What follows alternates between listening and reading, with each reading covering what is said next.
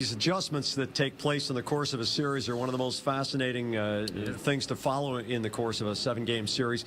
What we saw from Washington was a grittier, and we use the word desperate a lot, but a very gritty effort, especially in the first 2 periods. They won a ton of puck battles, and it seemed that the Bruins had to elevate their game just to give themselves a chance to tie it on pulley-out score. Yeah, and you even saw guys like Semin out there making the effort defensively to do that. If you're not going to get on the scoreboard, then you got to do other things, and your top players have to buy into that, and that's what Washington's getting right now.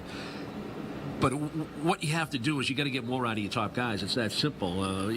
This is going to be a deep series, at least 5. So if you assume it's going 6 or 7, Bruins aren't getting a ton of production from their top 2, their top 6 forwards. I think that's going to have to change when they go down to Washington, D.C. They got to get more from their top offensive guys. Yeah, the Bruins have demonstrated they have so many different ways to win this season and in years past as well.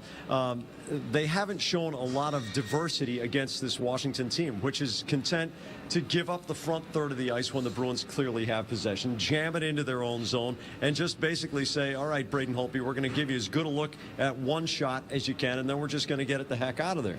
Think about last year, and you don't like to go back and reminisce, but you do learn things from past experience. And when you look at what the Bruins were able to do, you tweak your lineup a little bit. Maybe you put in a fresh body, somebody that's got a lot of jump, a lot of energy.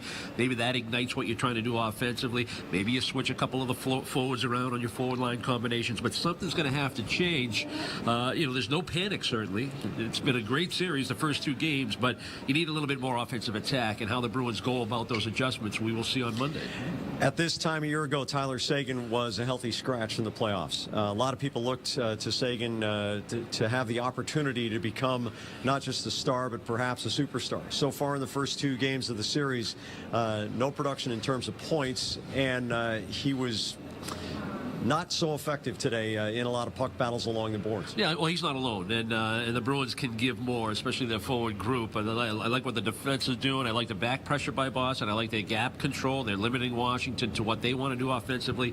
But you're right, Tyler Seguin's one of these guys that had a breakout year, led the Bruins in scoring. When you do that, expectations rise, and they got to get more from this guy. And that's kind of what I was hinting at when I was saying, you tweak your lines, you tweak your combinations, or you tweak your roster. And they got to get more from Tyler, and he knows that. He's had some moments in the first 2 games, but you want that consistency.